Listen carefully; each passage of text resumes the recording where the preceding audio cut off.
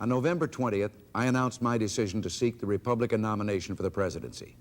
An important consideration in my decision to run was how my candidacy might affect our party's hope for victory in next November. I pledged that I would do nothing to reduce our chances. Now, this does not mean, however, that there can't be an earnest discussion of the issues. Indeed, there should be such a discussion if the primary is to serve a useful purpose. The first Republican president, Abraham Lincoln, said, "It is possible to be loyal to your government and still disagree with the policies of those in power." Well, I do disagree with a number of the government's policies, and you're entitled to know which ones and why, so that you can fairly judge the differences between the two of us who are candidates. 200 years is a dot of time measured against the span of recorded history. But in that dot of time, we have achieved a higher standard of living, a greater range of opportunities for a greater number of people than has any other people who ever lived. And yet we celebrate our bicentennial beset by troubles that have us in a time of discontent. Inflation cheapens every dollar we earn and robs our savings of value. We're concerned about jobs and unemployment. Almost half our earnings are taken in taxes, and even that isn't enough. We go $1.5 billion deeper into debt each week. It took this nation 166 years, including World War II, to reach a national debt of $95 billion. Today, the national debt is $95 billion greater than it was just 1 year ago. The current fiscal year's deficit is the largest in the nation's history. Next year, we face more of the same. This deficit spending by the government in Washington is the sole cause of inflation. Inflation, in turn, is the cause of our current recession and unemployment. Not only does Washington invade the private capital market, driving up interest rates, it reduces the value of our dollar by increasing the money supply with printing press money. Our savings, insurance, and pension funds are eroded. Social Security benefits, they've increased 350% in the last 4 decades, but they buy 80 fewer loaves of bread than they did 40 years ago. Bureaucracy grows in size and power, but industry can't find the money it needs to expand and provide the jobs our people must have. Congress has no incentive to control inflation. It passed an act to automatically increase its own income to keep pace with the cost of living. The other day, the White House proclaimed that the integrity of Social Security must be preserved. Well, what we really need is to have the integrity of Social Security restored.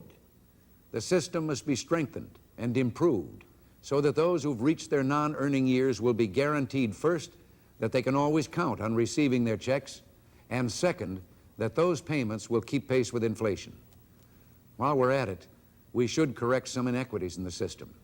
Women, especially working wives, are discriminated against, and this should be corrected. And those men and women who reach retirement age, but who would like to continue working, should be allowed to do so without losing their benefits. The Washington establishment is united in its talk about trimming big government down to size, bringing inflation under control. But the talk isn't matched by action. In the recently submitted federal budget, there's an optimistic paragraph about increased revenues which will help reduce the deficit. Well, that isn't good news for you, the taxpayer.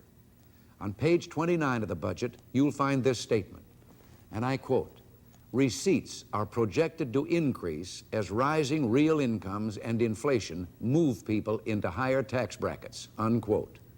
In other words, when you get a cost of living pay raise that just makes you keep even, doesn't increase your purchasing power by 1 penny, that increase moves you into a higher surtax bracket, and up goes your income tax.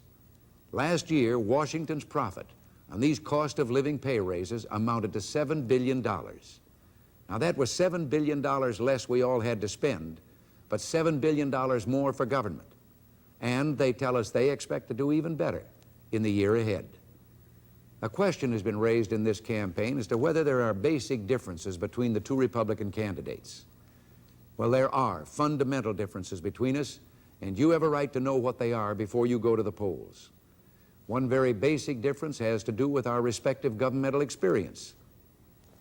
Before his appointment by Richard Nixon to the vice presidency, Mr. Ford spent 25 years in the Congress, where his principal interest necessarily was the welfare of his congressional district. Now, there's no question but that he represented his district ably and well. My experience, on the other hand, was of a shorter duration, but in a different capacity. I was governor for 8 years of the most populous state in the nation, California, with more than 22 million people. If California were a nation, it would be the 7th ranking economic power in the world. Now, I believe this is one of the differences that you will want to consider. One of us has been a member of the Washington establishment throughout his long career. The other one has not. One apparently has faith in the ability of that establishment to find solutions for the grave problems confronting us as a people and a nation. This has been evident in his appointment of former congressmen and office holders to high positions. Well, I believe, on the other hand, that those who've been a part of the problems are not necessarily the best able to resolve them. A few days ago, Mr. Ford expressed his belief that we must have a continuity of government in Washington. Well, my belief is to the contrary. We should not continue the present course of government. We've reached a period in our nation's life where changes must be made, and those changes can better be made by those who have not had a career in Washington and who are not bound by long-time relationships and personal ties. In other words, one of the differences is in our basic approach to government.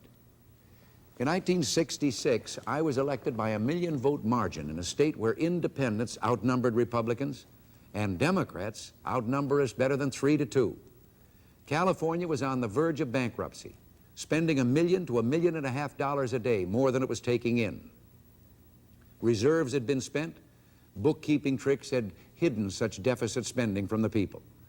We were told by the Attorney General that those reserves had to be restored before the end of the fiscal year, which was less than 6 months away.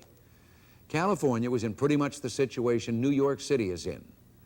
And the only difference between New York City and Washington, D.C. is Washington has a printing press. Those who had preceded us in California had been swelling the payroll by adding between 5,000 and 7,000 new state employees each year. The teachers' retirement fund hung over every property owner in the state as a $4 billion unfunded liability. Our great water moving project was unfinished and underfunded by $500 million. The entire year's budget for Medicaid had already been spent, with half the fiscal year yet to go. I didn't know whether I'd been elected governor or appointed receiver. We had no choice but to increase taxes. Well, this came hard for me because I believed that California's taxes were already too high. So I told our people that I consider the increase temporary and that just as soon as we could, we'd return that money to them. Then we set out to change the course of government. It wasn't a time to preserve continuity in government. I didn't think of myself as part of government. I was a citizen, temporarily serving and representing my fellow citizens, and my loyalty was to them. The problems to be solved were their problems, and I turned to them for the answers, not to the bureaucracy which had created the situation to begin with. I turned to the people for help in recruiting those best qualified for cabinet positions and other important posts. I laid down 2 additional criteria, in addition to being qualified, that they should seek out those who did not want a career in government and seek those who would be the first to tell me if their job was unnecessary. Now, there was a reason for seeking people who didn't want a government career. You see, the structure of government is such that it provides a built-in incentive for empire building. Dr. Parkinson, in his famous book on bureaucracy, summed it up when he said, "Government hires a rat catcher, and before you know it, he's become a rodent control officer." For more than 20 years, government has been growing in size 2.5 times as fast as the increase in population. Today, there is 1 public employee for every 4.5 Americans who are working, earning, and being taxed in the private sector. But while we were setting up our administrative team in Sacramento, we sought more help from the people. We called upon what had to be the top level of leadership in California, that is in skills and expertise. Called upon them to go into 64 different areas of state government to see how modern business practices could be put to work to make government more efficient and responsive to the people. We implemented more than 1,600 of their recommendations. It was government by the people actually being practiced. Over the 8 years, with our growth in population, Many departments absorbed as much as a 66% workload increase without increasing the number of employees. In fact, due to those recommendations of the task forces, we ended the 8 years with virtually the same number of employees we started with. The underfunded water project was completed with $165 million left over. The teachers' retirement fund is on a sound actuarial basis, no longer a liability. California's bonds, for the first time in 40 years, have a AAA rating. That's the highest credit rating bonds can get. We turned over to the incoming administration a balanced budget plus a $500 million surplus. And we kept our promise to the taxpayers because we returned to them in tax cuts and rebates $5,761 million. Now, with a wealth of skill and talent to be found among our citizens in this nation, I believe that what was done in California can be done at the national level. But I'm not confident that it can be accomplished if we depend on those who have been involved in the runaway growth of government. A former United States Senator, George Smathers of Florida, who spent more than 20 years as a member of the Washington establishment, recently told a group in Jacksonville what he's learned now that he's been working in the private sector for the last 6 years. He described Congress as composed of a bunch of professional politicians who really don't understand the free enterprise system, and admitted that this had been true of himself as well as of the 3 presidents with whom he'd been had a close personal relationship. Where once that he'd thought government was all-powerful, he's now appalled by the large number of federal agencies which have been created to tell the people what they can and can't do. There are thousands and thousands of good Americans employed in government, and most of them would like nothing better than to help eliminate waste and improve efficiency. We found this out in California when they began helping our task forces. They came up with ideas and wonderful suggestions, and they explained. They said no one had ever seemed interested before in making things better. Only a great people can create a great society, and we're a great people. There's no limit to what the American people can accomplish, but we must be given a chance, told what needs to be done, and then turned loose to do it without any bureaucratic harassment or interference. We opened up the West without an area redevelopment plan and built great cities from coast to coast without urban renewal. Whenever Washington has tried to do things the people should be doing, it has failed, and failed miserably. Welfare is a classic example. Even the establishment in Washington calls it an utter and dismal failure. You see, no one in Washington knows how many people there are on welfare. They only know how many checks they're sending out. When they did try to come up with a reform plan, it turned out to be one that would have added 12 million people to the rolls and countless billions of dollars to the cost. Well, in California, we had a welfare problem, and we turned our problem over to a citizens task force at a time when the rolls were going up by 40,000 additional people a month. In 3 years, we reduced the rolls by more than 300,000 people. We saved the taxpayers $2 billion and increased the grants to the truly deserving by an average of 43%. Now, every year, we're told by Washington that something must be done about that blizzard of paperwork that's required by government. We send 10 billion pieces of paper to Washington every year. 25 years ago, the Hoover Commission discovered that Washington filed 1 million reports a year just to report there was nothing to report. So last year, government paperwork increased by 20%. And so it's been with regulations, until there's a regulation, usually 2 or more contradictory ones, covering every facet of our lives. But there is one problem confronting our nation, which makes all the others academic unless it is resolved.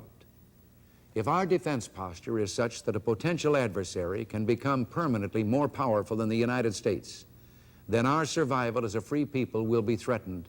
Indeed, our freedom will come to an end. Now, I believe that our nation is in great danger, and that danger grows greater with each passing day. In words that remind us of his grandfather, a young member of Britain's House of Commons, the grandson of Winston Churchill, Winston Spencer Churchill, in describing the world scene, recently said, "The sinister forces of totalitarianism are again on the march, while the democracies are wandering without aim." Wandering without aim. I believe that describes the United States foreign policy. Mr. Ford, who a few weeks ago said no one can forsake détente and get elected, now tells us he will abandon the word but retain the policy. But it's the policy that made the word unpopular. No words from Washington can hide the fact that we no longer deal from strength. That is what former Secretary of Defense Schlesinger was trying to tell the American people. And I believe that's why he's no longer our Secretary of Defense. His words were too true. Now the new Secretary of Defense, former Congressman Donald Rumsfeld, tells us our strength is, quote, roughly equivalent, unquote, to that of the Soviet Union. What does roughly equivalent mean? Well, it isn't a term that you'd use if you were trying to say we're second to none in our defense capability. It is suitable if you mean to say we're second, period. At the bottom of the Depression, during a dark hour in our history, Franklin Roosevelt declared that the time has come to speak the truth frankly and boldly. I'm deeply concerned about the drift of our country. I sense in the statements of Henry Kissinger and the decisions of Gerald Ford no comprehension of the grave situation in which the United States finds itself. The time has come to tell the American people the plain, blunt, hard truth. Despite the assurances of Dr. Kissinger and Mr. Ford, the United States is no longer the first military power on earth. The Soviet Army is now double the size of ours. Russia's annual investment in weapons, strategic and conventional, now runs some 50% ahead of ours. Our Navy is outnumbered in surface ships and submarines 2 to 1. We're outgunned 3 to 1 in artillery and 4 to 1 in tanks. Soviet strategic missiles are larger, more numerous, and more powerful than those of the United States. This nation has become number 2 in military power in a world where it is dangerous, if not fatal, to be second best. Along with the 93rd and 94th Congresses, the Ford-Kissinger leadership must be held accountable to history for allowing this to happen. Has the Soviet Union become more tractable, more accommodating, more cautious with its growing military superiority? You know it hasn't. In 1973, the Soviet Union secretly poured into the Middle East the weapons used to launch a surprise attack on Israel. Dr. Kissinger said we must not allow this to interfere with détente. Well, that year, the Soviets also urged the Arab states to strangle the Western industrial democracies with the oil boycott. Again, Dr. Kissinger said, we must not allow this to interfere with détente. In 1974, the Soviets double-crossed Dr. Kissinger, tore up the Paris Accords, for which he won his Nobel Peace Prize, and poured into Hanoi the armor used to overrun South Vietnam and inflict upon the United States the worst humiliation in its history. Mr. Ford and Dr. Kissinger said in chorus, we must not let this interfere with détente. Last year and this, the Soviet Union, using Castro's mercenaries, intervened decisively in the Angola Civil War and routed the pro-Western forces. Yet Ford and Kissinger continue to tell us we must not let this interfere with détente. Well, the time has come for Mr. Ford and Mr. Kissinger to tell us, the American people, what we're getting out of détente. We've given the Soviets our trade and our technology. At Kissinger's insistence, Mr. Ford snubbed Alexander Solzhenitsyn, one of the great moral heroes of our time. At Brezhnev's insistence, Mr. Ford flew halfway around the world to sign an agreement at Helsinki which placed the American seal of approval on the Soviet Empire in Eastern Europe. In other words, we gave away freedom of millions of people that was not ours to give.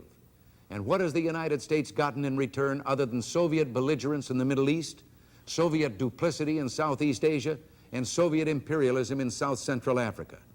Mr. Ford and Dr. Kissinger ask us to trust their leadership. Well, I confess I find that more and more difficult to do. Henry Kissinger's recent stewardship of U.S. foreign policy has coincided precisely with a loss of U.S. military supremacy. Despite Mr. Ford's evident decency, honor, and patriotism, he has shown neither the vision nor the leadership necessary to halt and reverse the diplomatic and military decline of the United States. That is the truth, and even those of us who like Gerald Ford as a person are sadly aware it is the truth. I applaud Mr. Ford's rhetoric about Fidel Castro being an international outlaw, and am glad that he agrees with those of us who thought so all along. Let us hope there will now be a change in our government's policy toward Castro. For more than a year now, the State Department has been warming up to the dictator.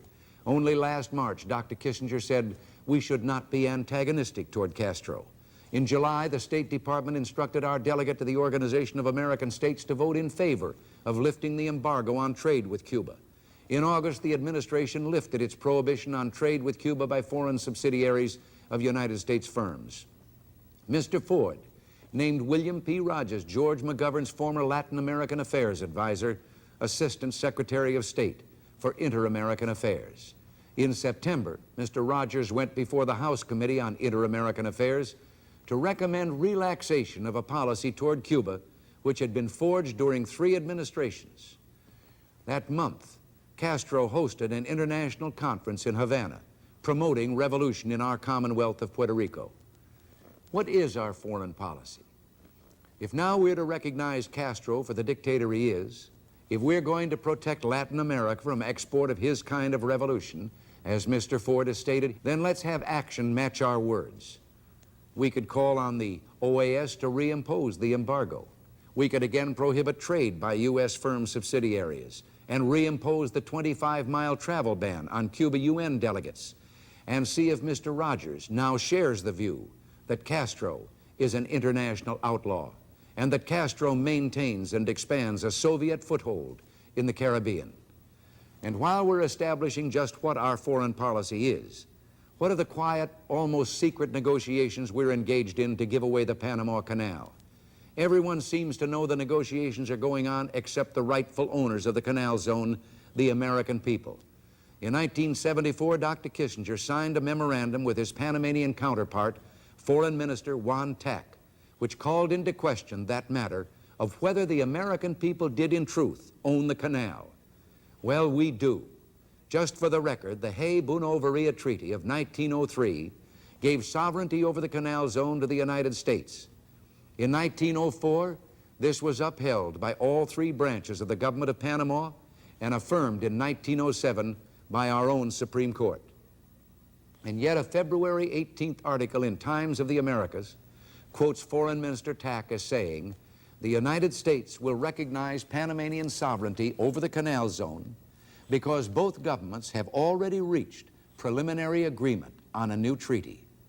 Tack gives the President of the United States as the authority for his claim that sovereignty over the canal will be transferred on December 31st, 1995.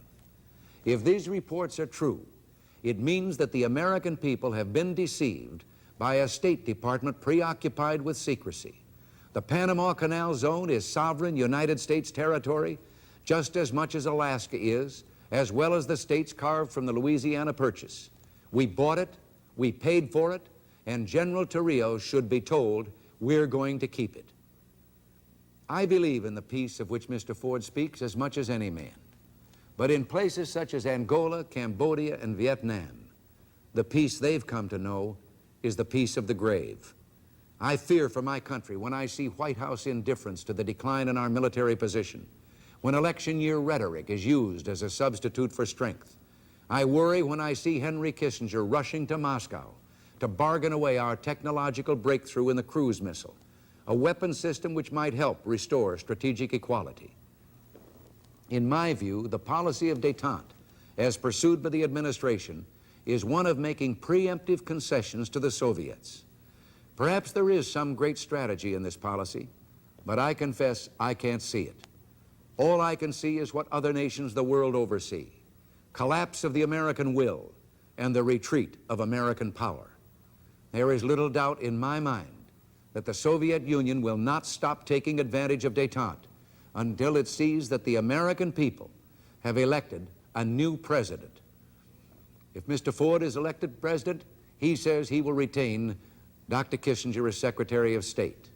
If I am elected president, I will appoint a new Secretary of State.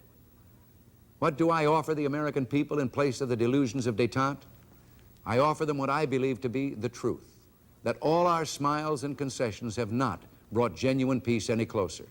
The truth is that this nation must trust less in the preemptive concessions we're granting the Soviet Union and more in the reestablishment of American military superiority. Let us remember one thing. If Mr. Ford and Dr. Kissinger are wrong in their belief that Soviet ambitions have moderated so much that we no longer need to maintain military superiority, If they're wrong, there'll be no future opportunity, no time to correct their error. These matters are so crucial that what the people decide about them will affect the course of history for generations to come. What kind of answer is it to say we're going to continue a foreign policy we know is bankrupt, but we just won't call it détente? We'll change the name but keep the game, a game we're losing. We need decisions that are practical, not political. Ladies and gentlemen, I have no magic solutions to the problems besetting us, no plan that will provide an instant cure for our ills. But I believe in this system handed to us by the Founding Fathers. I know there's disillusionment and cynicism on the part of many about what seems to be the failure of the system to meet our needs. Well, the system has never failed us. Now and then, you and I have failed the system by forgetting that government of and for the people must also be by the people. Either we run politics or politicians run us. The choice is ours to make. I believe we want our country to be so strong that no would-be challenger would challenge us, that we're willing to bear any burden, pay any price, because we know nothing could cost as much as the loss of freedom. I believe also that you want the truth about our domestic problems and that you can't be frightened by hard and unpleasant facts. Why should we be frightened? No people who ever lived have fought harder for freedom, done more to advance the dignity of man. A few weeks ago in New Hampshire, I was doing a question-and-answer session, and a little girl who couldn't have been more than 6 or 7 stood up and said, "Why do you want to be president?" Well, I tried to tell her I wanted to reduce the power of the federal bureaucracy, to return authority and autonomy to state and local governments, to make governments once again the servant of the people, not the master, and to give government back to the people. Of course, the little girl couldn't understand that answer, and it wasn't until later that I thought of what the answer should have been. I would like to go to Washington because I would like very much to see this country become once again, for that little girl, the kind of country, the free country that you and I grew up in.